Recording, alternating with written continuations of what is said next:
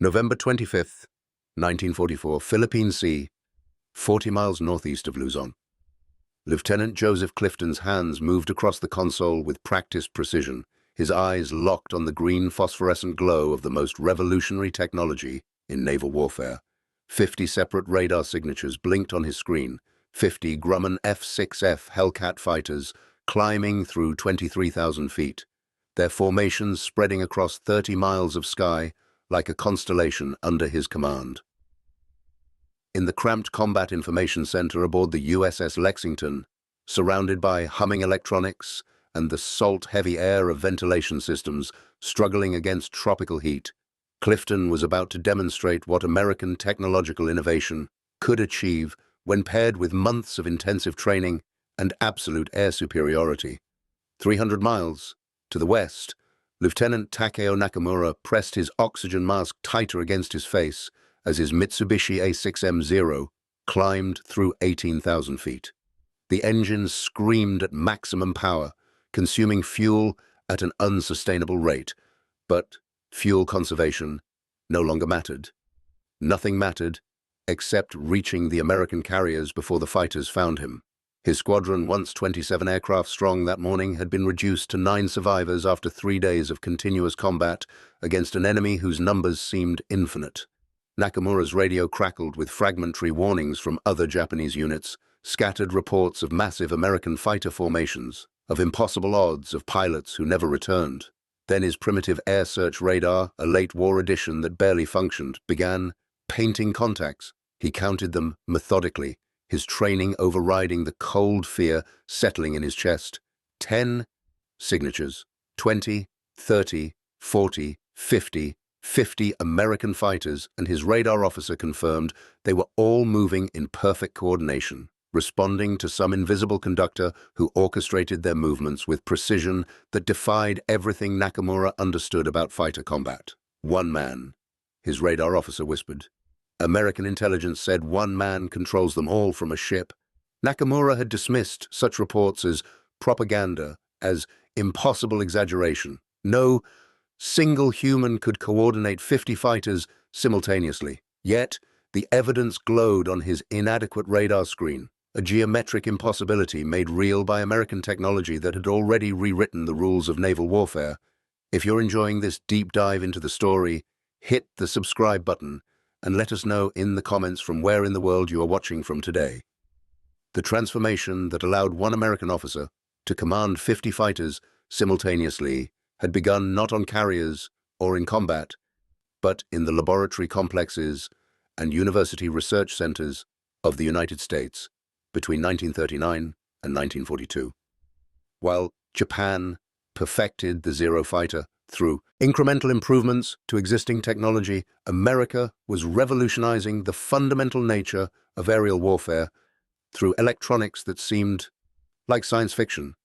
The magnetron, perfected at MIT's radiation laboratory in 1940, became the heart of centimetric radar systems that could detect aircraft with unprecedented accuracy.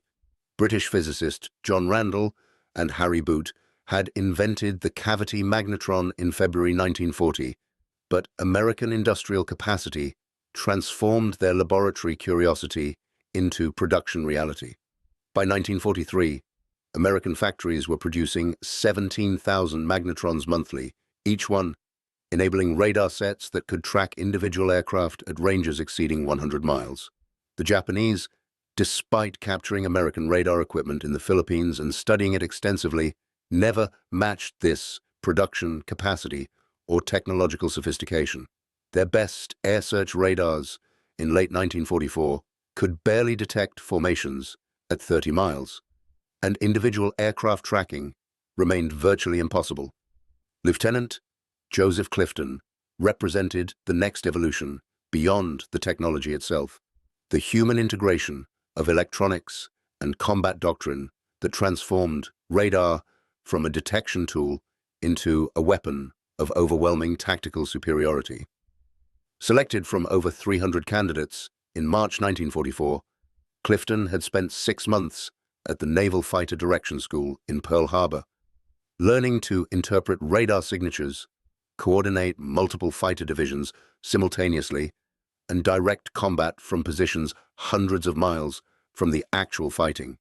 The school's curriculum, developed through painful lessons learned at Coral Sea and Midway, taught officers to think in 3 dimensions, to visualize combat spaces extending across hundreds of miles and 30,000 feet of altitude, to anticipate enemy movements and position friendly fighters not where the enemy was, but where they would be in 10 minutes. The mathematics alone required university-level education, calculating intercept angles, fuel consumption rates, climb performance at various altitudes, and the constantly shifting geometry of high-speed aerial combat.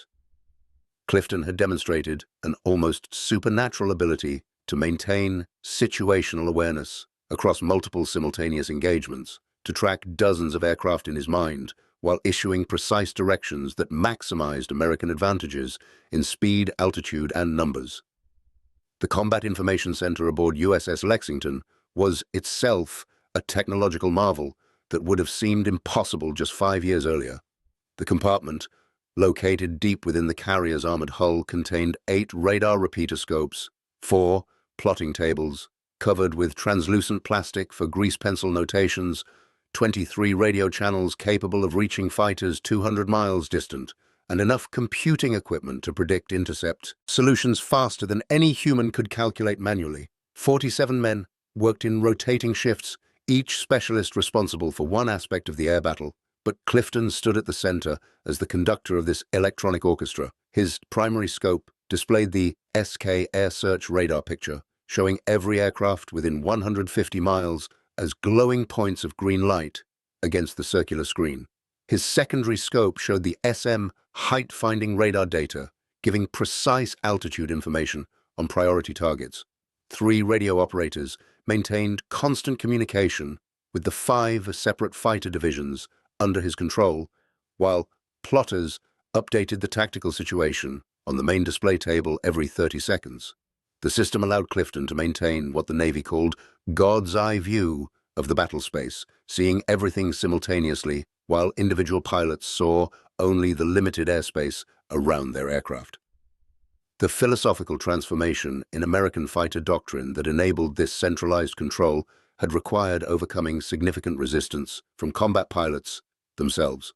American fighter training through 1942 emphasized individual initiative, aggressive pursuit, and personal combat skills. Pilots were taught to hunt for enemy aircraft, to press attacks regardless of tactical situation, to value individual victory scores above coordinated action. This doctrine produced exceptional individual pilots, but resulted in chaotic engagements where American numerical superiority was often wasted through lack of coordination.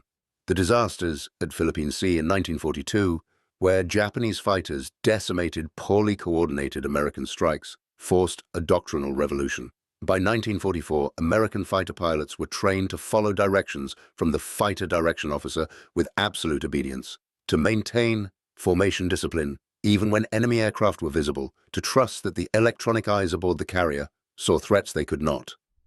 This transformation from individual hunters to coordinated team players was culturally difficult for American pilots raised on frontier values of independence and personal initiative, but it multiplied their combat effectiveness by factors that Japanese pilots, still locked in individual combat doctrine, could never match. The technological advantages that made Clifton's mass coordination possible extended far beyond radar. The Grumman F6F Hellcat fighters, under his control, each carried VHF radio equipment that provided clear communications at ranges exceeding 200 miles, compared to the Japanese high-frequency radios that became virtually unusable beyond 50 miles and were subject to atmospheric interference that made coordination impossible during tropical storms. American radio discipline, drilled into pilots through hundreds of hours of training, maintained clear channels even with 50 aircraft transmitting. Pilots used brevity codes, standardized terminology, and strict communication protocols that allowed Clifton to issue complex instructions in seconds. Japanese radio communications, by contrast, remained verbose and informal, with pilots speaking in regional dialects that sometimes made intercept of their communications useless even when American intelligence could translate the language. The cultural emphasis on elaborate courtesy and proper forms of address meant Japanese radio transmissions took 3 times longer than equivalent American communications, a delay that proved fatal in high-speed combat where seconds determine survival. The Hellcat itself embodied American industrial philosophy in ways that gave Clifton's directed fighters overwhelming advantages over their opponents. The F6F was not the most maneuverable fighter in the Pacific, nor the fastest, nor the longest ranged. Japanese pilots who encountered it noted with some satisfaction that the Zero could still outturn the Hellcat at low speeds, could still climb faster at certain altitudes, could still achieve slightly better range when properly leaned. But the Hellcat possessed qualities that mattered more than any single performance metric. It was rugged enough to sustain battle damage that would destroy a Zero. It was powerful enough to dictate engagement terms through superior diving speed and high-altitude performance. It was equipped with 6 50-caliber machine guns that could destroy enemy aircraft with brief bursts rather than the sustained firing required by smaller-caliber weapons. And, most critically, it was produced in quantities that made losses acceptable. Grumman factories produced 12,535 Hellcats between 1942 and 1945, delivering them at rates that allowed the Navy to replace combat losses within weeks while simultaneously expanding the fighter force. Japan's entire fighter production in 1944 totaled fewer than 28,000 aircraft of all types, a number that included obsolete models, training aircraft, and designs that never reached combat effectiveness. The pilots, flying under Clifton's direction that November day, represented the apex of American training systems that had been refined through 3 years of combat experience. Each pilot had received over 300 hours of flight training before reaching the fleet, including extensive gunnery practice, tactics instruction, and simulated combat against instructors who flew using Japanese tactical doctrine. They had trained in the actual aircraft they would fly in combat, unlike Japanese pilots who often transitioned from trainers to frontline fighters with minimal familiarization time. They had practiced coordinated division tactics until the formations became instinctive, until 4 pilots could maneuver as a single unit, responding instantly to radio directions without conscious thought. Most importantly, they had been trained to survive, taught to break off losing engagements, to use altitude and speed advantages rather than turning combat, to coordinate mutual support that made lone Japanese fighters virtually helpless against paired American sections. The average American fighter pilot reaching the fleet in late 1944 had better training than most Japanese flight instructors, a reversal of the situation in 1941 that reflected America's investment in systematic training infrastructure, while Japan burned through its experienced pilots without adequate replacement programs. Lieutenant Takeo Nakamura's experience represented the desperation of Japan's pilot training collapse. By November 1944, he had received 130 hours of flight training, less than half the peacetime standard, and barely adequate to master basic flying skills. His gunnery training consisted of firing at towed sleeves twice, with ammunition so limited that he expended fewer than 500 rounds before reaching his combat unit. His tactical instruction came from pilots who, themselves, had only months of combat experience, the experienced veterans having been killed at Midway, Guadalcanal, and the Philippine Sea. He had never practiced coordinated formation tactics, had never trained against multiple opponents, had never experienced the disorientation of high-altitude combat in thin air. He flew in a unit that had been reformed 4 times in 6 months, each reformation combining survivors of destroyed squadrons into scratch units that lacked cohesion or shared combat experience. His wingman had 50 hours of flight time and had never fired his guns at an aerial target. The other pilots in his depleted squadron were similarly inexperienced, Boys who had been rushed through training programs that prioritized quantity over quality, who had been told they were elite warriors, but who had received less preparation than American pilots received in their first month of basic flight school. The strategic situation that brought Clifton and Nakamura toward their inevitable encounter reflected the culmination of American industrial mobilization that had transformed the Pacific War from a contest between roughly equal forces in 1942 to an absolute mismatch by late 1944. The American carrier force, operating off Luzon in November 1944, consisted of 17 fleet carriers and 18 escort carriers, carrying over 1,300 aircraft total. These ships represented more tonnage than the entire Imperial Japanese Navy possessed in all categories combined, and they were supported by a logistical system that could sustain combat operations indefinitely. Each carrier had been built in American shipyards that simultaneously produced destroyers, submarines, amphibious vessels, and merchant ships in quantities that exceeded total Japanese production by factors of 10 or more. The escort carriers alone converted merchant hulls produced by Kaiser shipyards at a rate of 1 every 5 days, outnumbered all Japanese carriers still afloat. The pilots aboard these carriers flew aircraft replaced from shore bases within days of combat losses, pilots who were themselves replacements from training commands graduating thousands of new aviators monthly. Japan's carrier force, once the most powerful in the world, had been reduced to 4 remaining fleet carriers with barely enough aircraft or pilots to form a single air group, and those few remaining aviators knew they were flying missions from which no one expected them to return. The radar systems that gave Clifton his omniscient view of the battle space represented American technological investment in electronics that dwarfed Japanese efforts by margins that made competition impossible.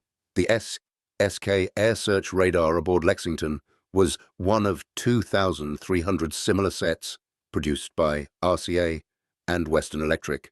Between 1942 and 1945, each radar required 3,000 vacuum tubes, 1,700 precision resistors, 8,400 capacitors, and miles of copper wire manufactured to tolerances measured in thousandths of an inch. The manufacturing capacity to produce these components simply did not exist in Japan, where vacuum tube production for all military purposes in 1944 totaled fewer than 2 million tubes annually, less than America produced for radar sets alone.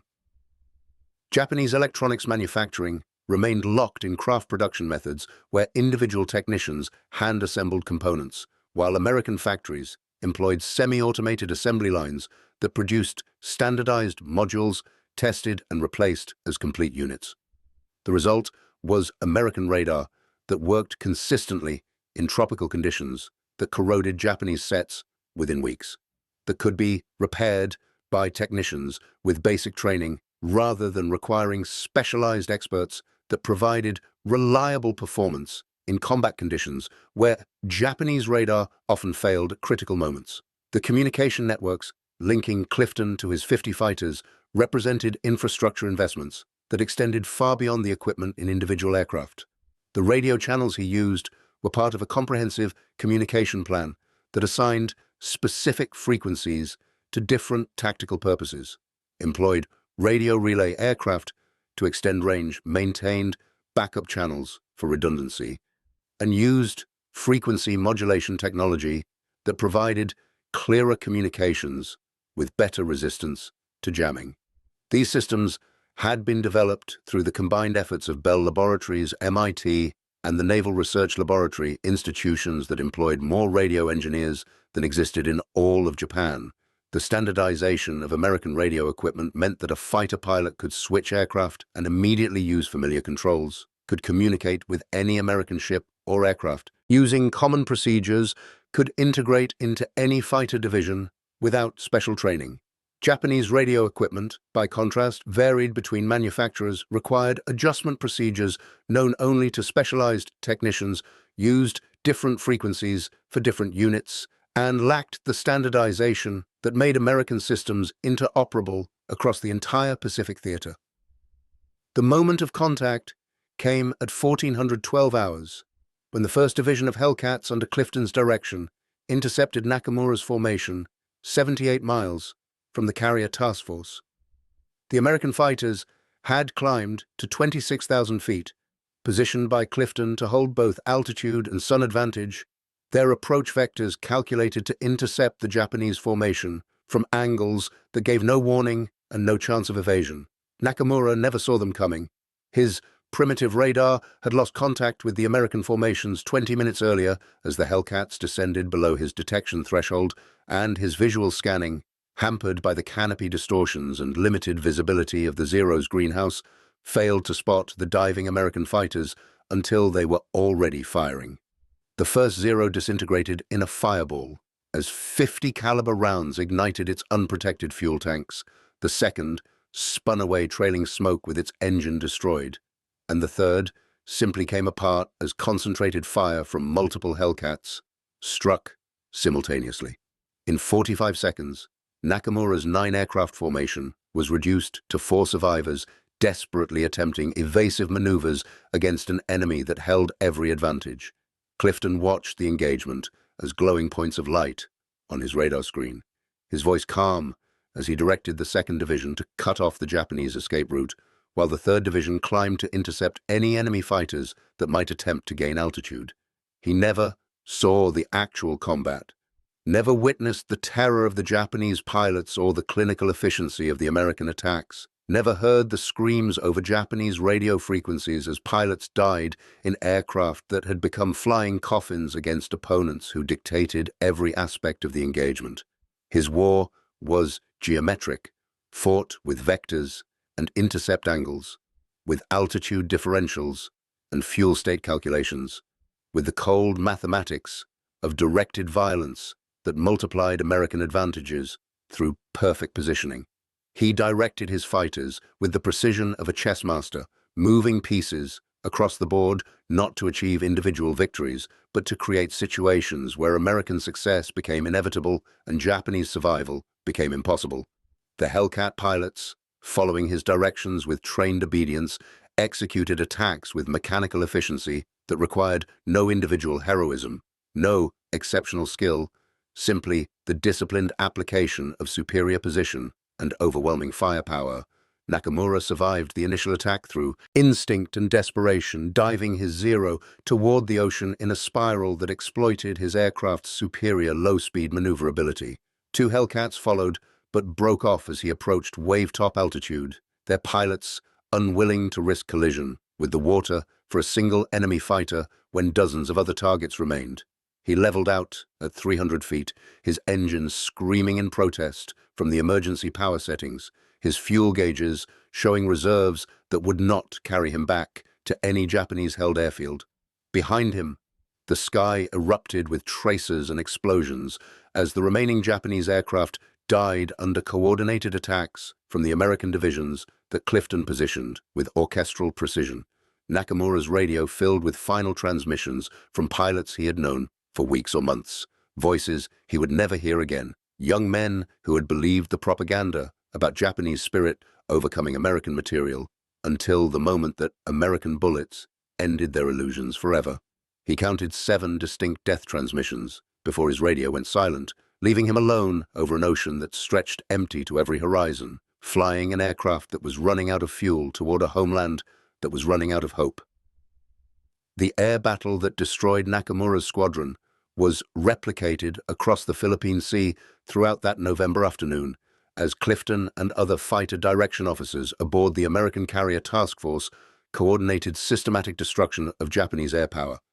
The radar screens aboard American carriers tracked and directed the elimination of 167 Japanese aircraft that attempted to attack the fleet, while American losses totaled 11 fighters, 9 of which were recovered with their pilots alive after ditching near destroyers stationed specifically for rescue operations.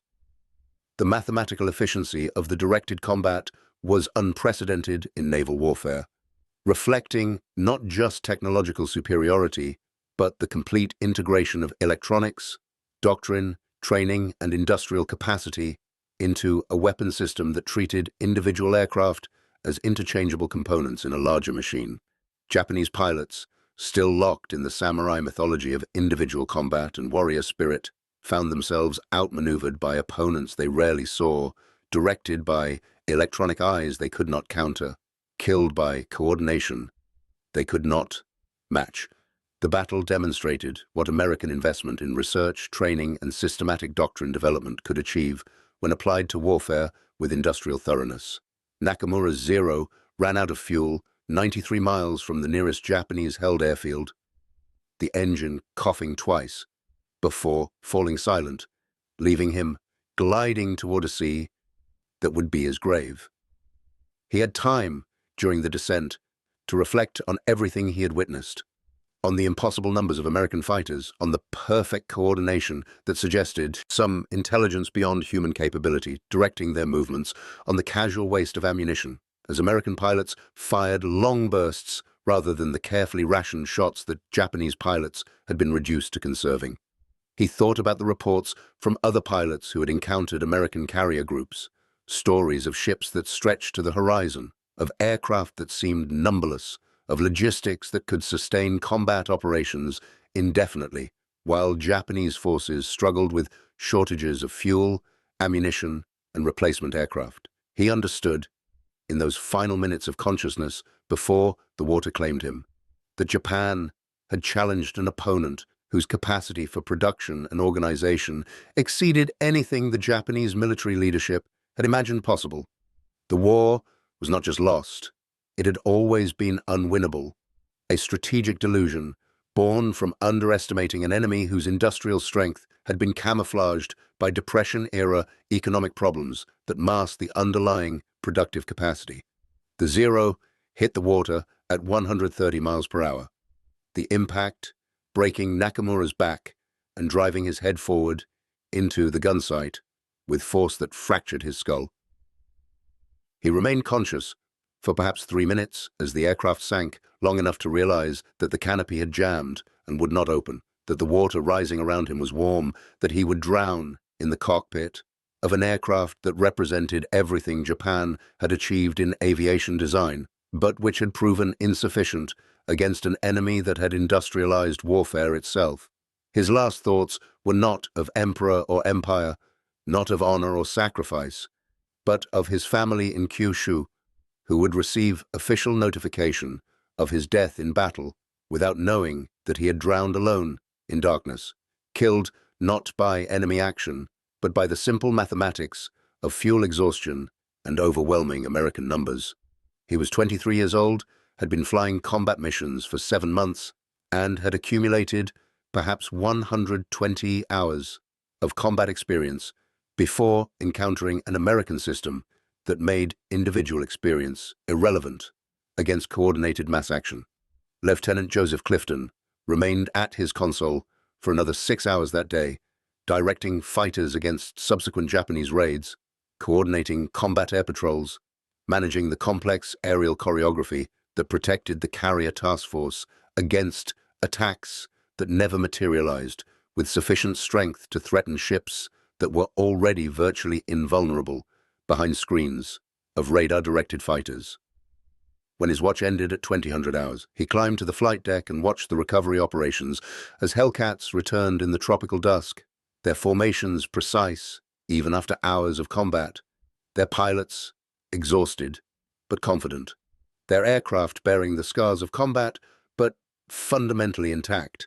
He counted 43 of the 50 fighters he had directed. That afternoon, learned that 4 pilots had been recovered safely from water landings, that 3 had been killed when their aircraft sustained battle damage that proved fatal despite their ruggedness. The losses troubled him despite their small proportion to the victories achieved.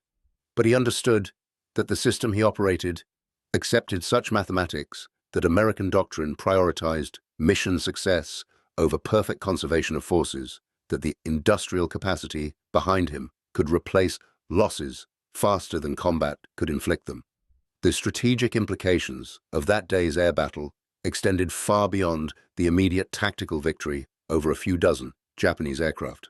The demonstration of radar-directed fighter coordination proved that American carriers could operate with near impunity against Japanese air attacks, that the era of carrier versus carrier battles, where victory depended on which side struck first, had ended, replaced by defensive systems so efficient that carrier groups could survive concentrated attacks while systematically destroying enemy aviation. The battles off the Philippines in November 1944 cost Japan over 600 aircraft and irreplaceable pilots, losses that effectively ended Japanese naval aviation as a meaningful combat force. The remaining carriers would participate in one final operation at Leyte Gulf, serving primarily as decoys to draw American carriers away from the landing beaches, their few remaining aircraft flown by pilots so inexperienced that many could barely land on carrier decks. The Japanese Naval Air Service, which had dominated the Pacific in 1941 and 1942 through superior training and experience, had been ground down through attrition against an opponent who could sustain losses indefinitely, while Japanese replacement systems collapsed under the strain of attempting to match American production. The transformation of aerial warfare that Clifton's radar-directed coordination represented would define naval aviation for the next 70 years.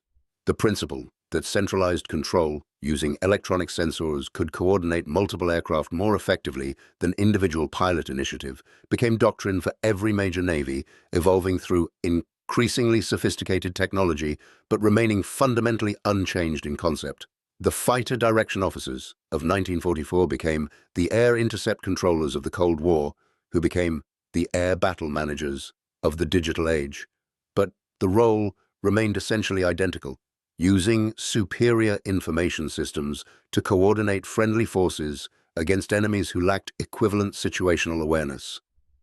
The Japanese military, despite producing talented engineers and innovative designs, never developed comparable systems because their industrial base lacked the capacity for mass production of electronics. Their doctrine never accepted centralized control that contradicted warrior culture, emphasizing individual initiative, and their training systems never produced the specialist technicians required to operate and maintain complex electronic systems in combat conditions.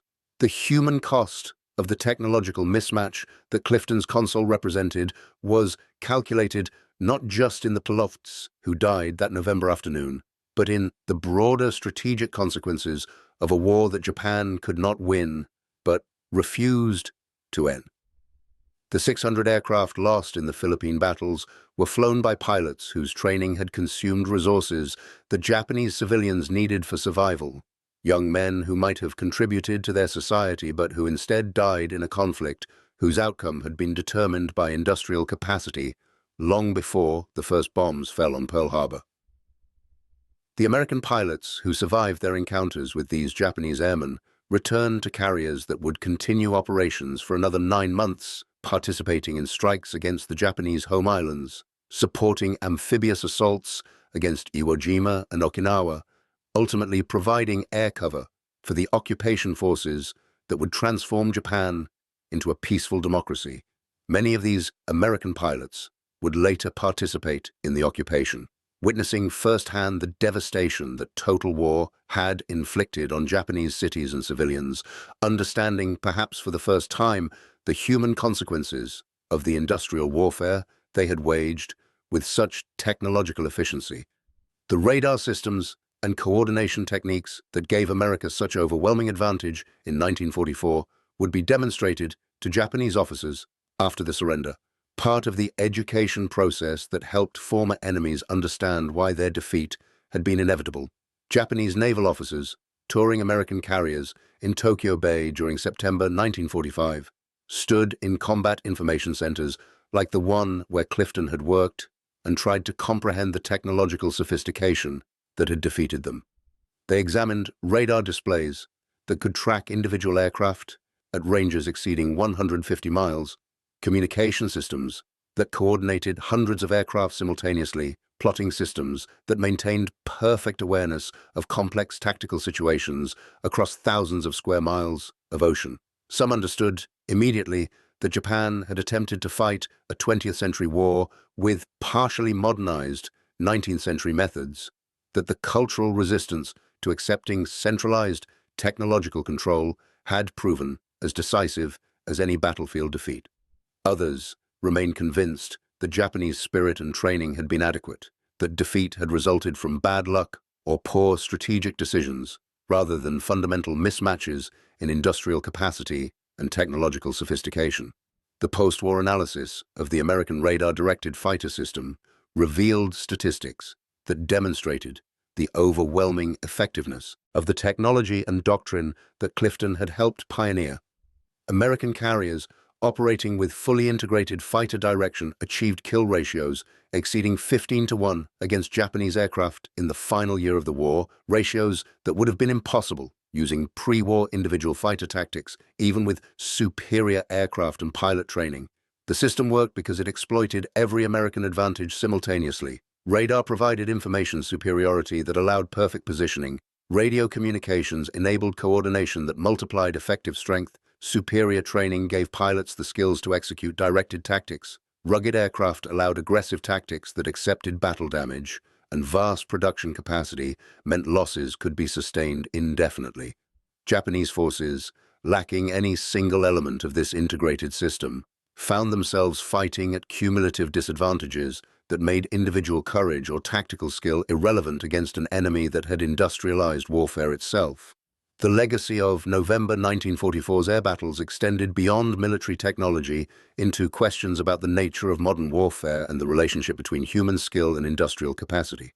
The pilots who died in those battles, both American and Japanese, were individuals with families, dreams, and potential contributions to their societies, but the system that killed them operated with mathematical precision that treated human lives as data points in efficiency calculations.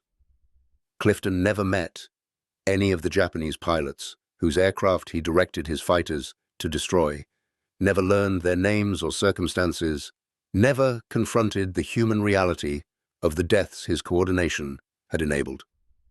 This psychological distance, enabled by technology that separated decision-makers from the consequences of their decisions, would become characteristic of modern warfare, where weapons were directed by electronics, where killing occurred at ranges that prevented recognition of enemies as human beings, where efficiency metrics replaced moral considerations in targeting decisions. The transformation of warfare into an industrial process, demonstrated with such stark clarity in the Pacific War's final year, raised questions about human responsibility and ethical warfare that remain unresolved. The 50 Hellcats that one man controlled from a radar screen in November 1944 represented not just technological achievement, but a fundamental transformation in how nations wage war. The integration of electronics, industrial production, systematic training, and coordinated doctrine created military systems whose effectiveness exceeded the sum of their components, systems that could overwhelm opponents through cumulative advantages rather than requiring superiority in any single area. Japan's defeat resulted not from lack of courage, skill, or determination among its fighting forces, but from attempting to match an opponent whose approach to warfare had evolved beyond what Japanese military culture could accept or Japanese industrial capacity could replicate. The radar screen where Clifton watched his fighters destroy enemy formations was ultimately more decisive than any weapon, any tactic, or any battle, because it represented a way of thinking about warfare that integrated technology, organization, and human skill into systems that made traditional concepts of military virtue obsolete. The story of one man coordinating 50 fighters against opponents who died without understanding the system that killed them remains relevant decades after the events, not as military history alone, but as illustration of how technological transformation can render traditional skills and values obsolete, how industrial capacity can determine outcomes regardless of individual courage or competence, how wars can be won through systematic application of cumulative advantages rather than requiring dramatic battlefield victories. The Japanese pilots who encountered American radar-directed fighters in November 1944 fought as bravely as any warriors in history. But their bravery proved irrelevant against an enemy whose approach to warfare had evolved beyond the paradigm they understood. They died not because they lacked skill or determination, but because they represented a way of thinking about combat that industrial age warfare had rendered obsolete. Their deaths, and the deaths of thousands of American pilots who survived the war only because they fought for a nation with greater industrial capacity, remind us that modern warfare's outcomes are determined less by battlefield heroism than by factories, laboratories, and training systems that operate far from any combat zone. Thank you for watching. For more detailed historical breakdowns, check out the other videos on your screen now, and don't forget to subscribe.